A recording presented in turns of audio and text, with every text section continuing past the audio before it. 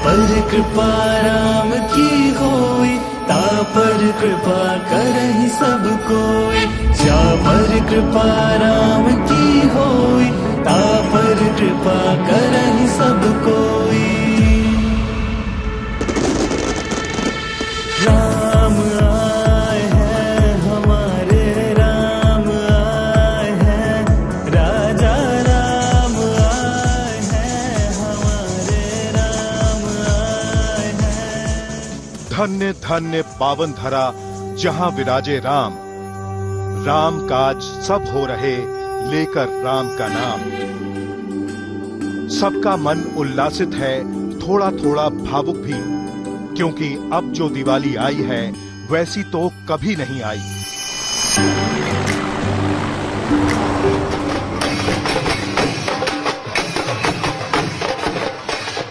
500 साल बाद दिवाली मन रही है राम लल्ला के जन्मभूमि में, तो सारे कलाकार बहुत ही खुश हैं। बहुत ही अच्छा लग रहा है और इस बात की खुशी है कि हम यहीं के हैं, हम अयोध्या से ही हैं, इस बात की और ज्यादा खुशी है।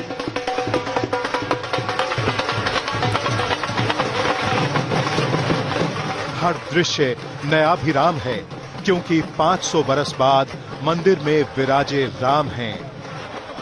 अयोध्या के सारे हाट दिवाली को श्री राम उत्सव की तरह मना रहे हैं। त्रेता में 14 बरस के बाद राम वनवास से लौटे थे। धर्म ग्रंथों में लिखा है कि तब मनी थी ऐसी भव्य दिवाली। अब जब 500 बरस बाद राम लौटे हैं अपने मंदिर में, तब पुनः बन रही है ऐसी दिवाली। 500 वर्षों के बाद प्रभु श्री राम अयोध्या के अपने भव्य मंदिर में विराजमान है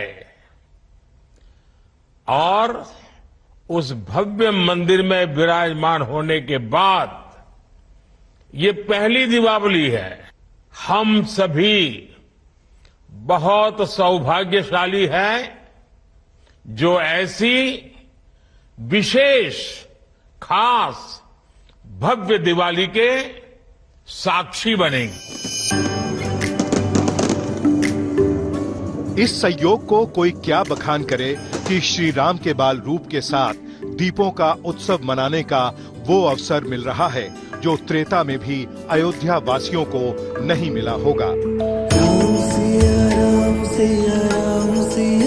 स्वर्ण कणों सी जगमगाती अयोध्या के माध्यम से बाल श्री राम की दिवाली का साक्षी देश बन रहा है।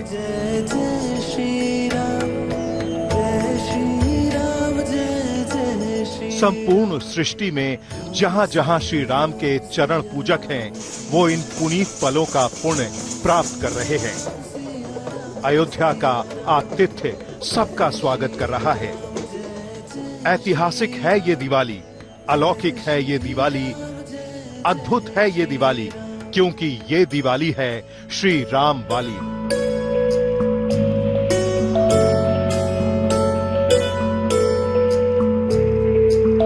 रामचंद्र कृपालु भजमान हरण भव भय दारुणम्।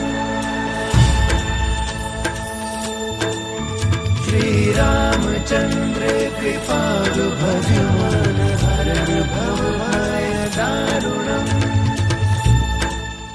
ये दिवाली सदियों तक याद रहेगी। ये दिवाली युगों की कहानी दोहराएगी। ये दिवाली है विराजमान राम लला वाली। ये दिवाली है अयोध्या की पौराणिक पहचान वाली। प्रथम बार ऐसा हो रहा है जब रघुनाथ जी जो है टेंट से आकर के भव्य दिव्य नव्य मंदिर में विराजमान है और वहां पर प्रथम बार संपूर्ण भारतवर्ष पूरे विश्व के सनातनी दीपोत्सव मना रहे हैं। दीपावली प्रथम बार मना रहे हैं क्योंकि 22 जनवरी को प्रभु का पदार्पण हुआ था।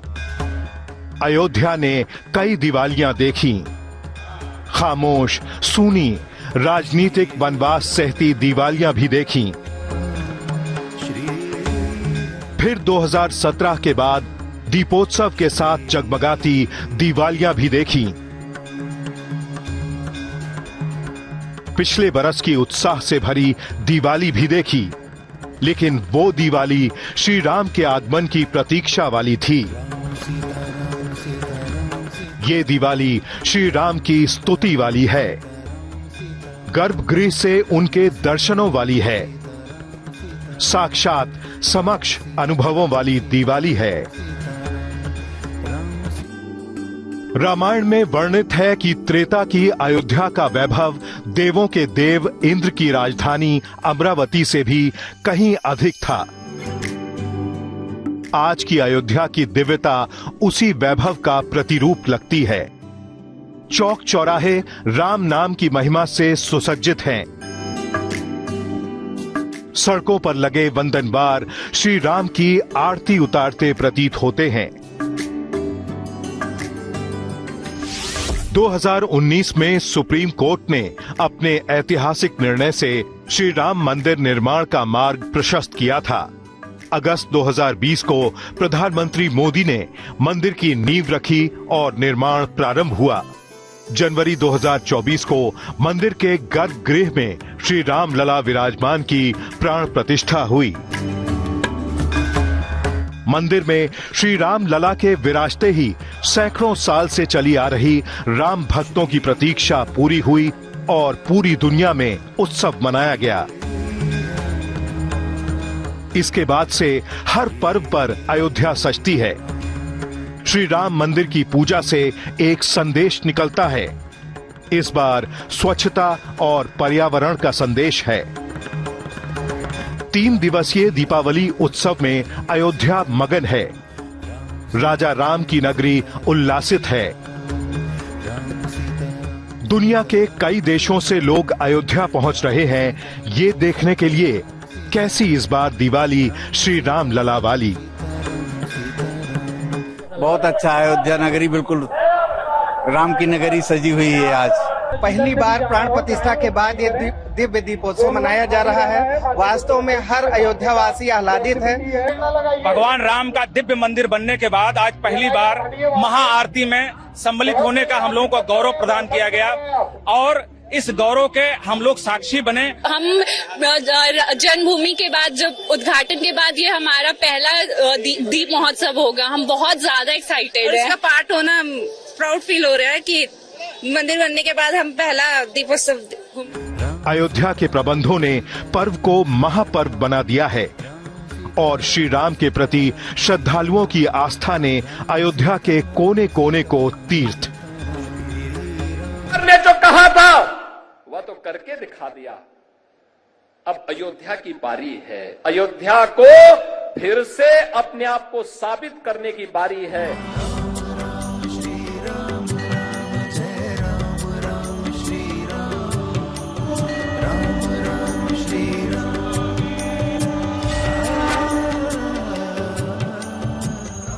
दीपोत्सव में मुख्यमंत्री योगी आदित्यनाथ सम्मिलित हुए और उस परंपरा का निर्वहन किया जो वो 2017 से मुख्यमंत्री बनने के बाद से करते आ रहे हैं। बातों बातों में उन्हें वो वादा भी याद आया जो अयोध्या के लोगों ने उनके मुख्यमंत्री बनने के बाद पहली बार उनसे मांगा था। प्रथम संस्करण में जब हम लोग आए थे, राम कथा मंडप भी छोटा था, भीड़ में उत्साह था, लेकिन एक ही स्वर गूंजता था और वह स्वर एक ही गूंज रहा था, एक ही नारा लग रहा था। वह नारा था, चाहे वह संतों की ओर से चाहे वह भक्तों की ओर से, एक ही नारा था कि योगी जी एक काम करो, मंदिर का निर्माण करो।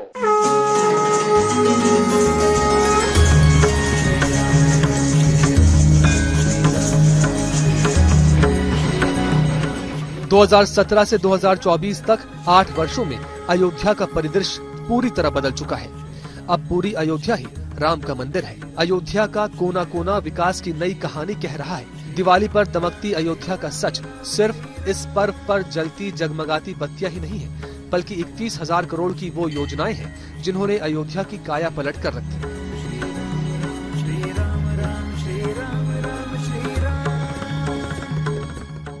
मुख्यमंत्री योगी आदित्यनाथ ने अयोध्या से अपने आह्वान में 2 बातें प्रमुखता से की। बार बार अग्नि परीक्षा नहीं होनी चाहिए। अयोध्या की तरह काशी मथुरा भी दिखनी चाहिए। बार बार अग्नि परीक्षा वाली बात कहकर मुख्यमंत्री योगी आदित्यनाथ ने किस ओर संकेत दिया था? क्योंकि 1992 में विवादित ढांचा गिरने के बाद बीजेपी सत्ता में नहीं लौटी। 2024 में राम मंदिर निर्माण के बाद भी अयोध्या सम्मिलित फैजाबाद सहित बाकी यूपी में बीजेपी की स्थिति खराब हुई। इस बार कितना भी ये साजिश कर लें, षड्यंत्र कर लें, कितनी भी रणनीति बना लें, लेकिन ये कामयाब नहीं होंगे। भाजपा रूपी महाठग ने ठगों को ही ठग लिया, चाहे वो संजय निषाद जी हो, चाहे ओम प्रकाश राजभर जी हो, चाहे वो अनुप्रिया पटेल जी हो, चाहे राष्ट्रीय लोकदल हो। उन्होंने तो बड़ी स्पष्ट रूप से किसी को ठेंगा कुछ नहीं दिया।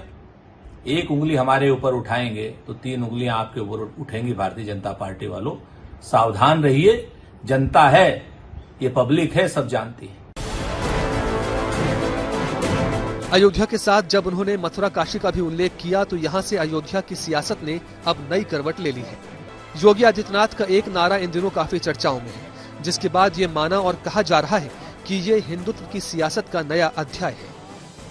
राष्ट्र तब सशक्त होगा जब हम एक रहेंगे, नेक रहेंगे, तभी नेक रहेंगे। बटेंगे तो कटेंगे। अब जब अयोध्या की धरती थी और श्री राम दिवाली का मौका, तो उन्होंने सनातन पर सवाल उठाने वालों के खिलाफ एक सवाल भी अयोध्या के बीच छोड़ दिया। इस दिवाली श्री राम जन्मभूमि से नई राजनीति करवट ले रही है और इसका असर आने वाले उपचुनावों से लेकर दिल्ली की राजनीति तक पर देखने को मिलना तय है।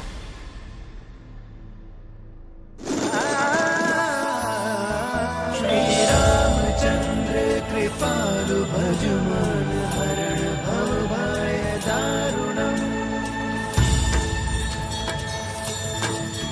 श्री रामचंद्र कृपालु भजमान। ये अयोध्या है, इसके रंग निराले हैं। प्राण प्रतिष्ठा के बाद हुए लोकसभा चुनावों में अयोध्या से बीजेपी हार गई तो हारने और जीतने वाले पक्ष दोनों अवाक रह गए। बयानों की बाढ़ आ गई। मैंने उनसे पूछा कि आपको कब पता लगा कि आप अयोध्या में जीत रहे हो, और आपने कहा पहले दिन से मुझे पता था। सही बात। और मैंने कहा ये क्या हुआ? उन्होंने कहा राहुल जी, अयोध्या में एयरपोर्ट बना, अयोध्या की जनता से जमीन छीनी गई। एक जीत और अध्यक्ष महोदय हुई है। मैं जानता हूं सत्ता पक्ष बैठे वाले लोग समझ गए होंगे। अयोध्या की जीत भारत के परिपक्व मतदाता की लोकतांत्रिक समझ की जीत है, और हम तो अध्यक्ष महोदय यही सुनते आए हैं, होए वही जो राम रची राखा। यह है उसका फैसला।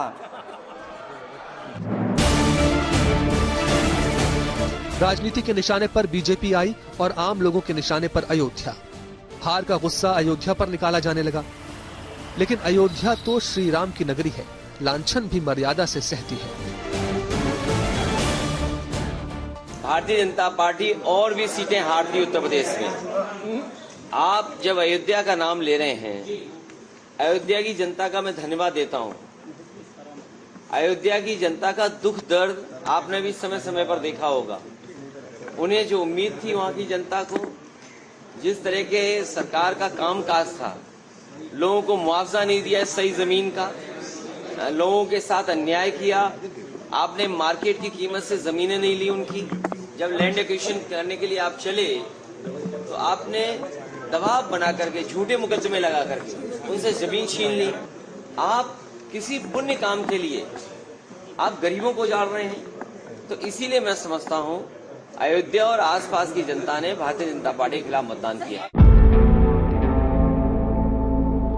सभ्यताओं के युगों पुराने इतिहास में राजनीतिक घटनाक्रम क्षणिक होते हैं। अगर अयोध्या को देखा जाए तो उस जगह से बीजेपी नहीं हारी थी। जिस लोकसभा फैजाबाद में अयोध्या क्षेत्र पड़ता है, बीजेपी उस फैजाबाद से हारी थी। लेकिन श्री राम के वनवास से लेकर माता सीता के वनगमन तक परीक्षा देने की परंपरा इस बार भी अयोध्या को निभानी पड़ रही है। होई वही जो राम रची राखा,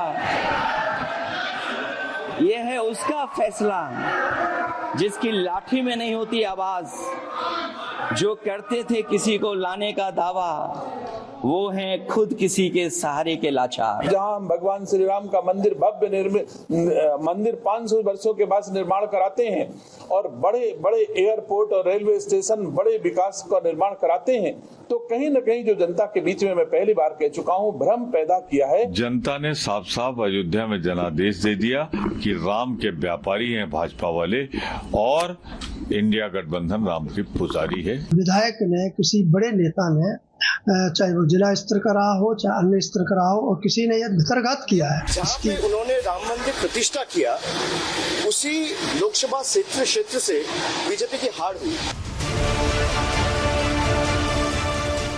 प्राण प्रतिष्ठा के बाद अयोध्या राष्ट्रीय पटल पर छाई हुई थी। यही कारण रहा कि फैजाबाद की हार अयोध्या कह के प्रचारित होती रही। लेकिन एक इतिहास है इस सीट का जो राजनीति की कहानी का असली मर्म समझाता है।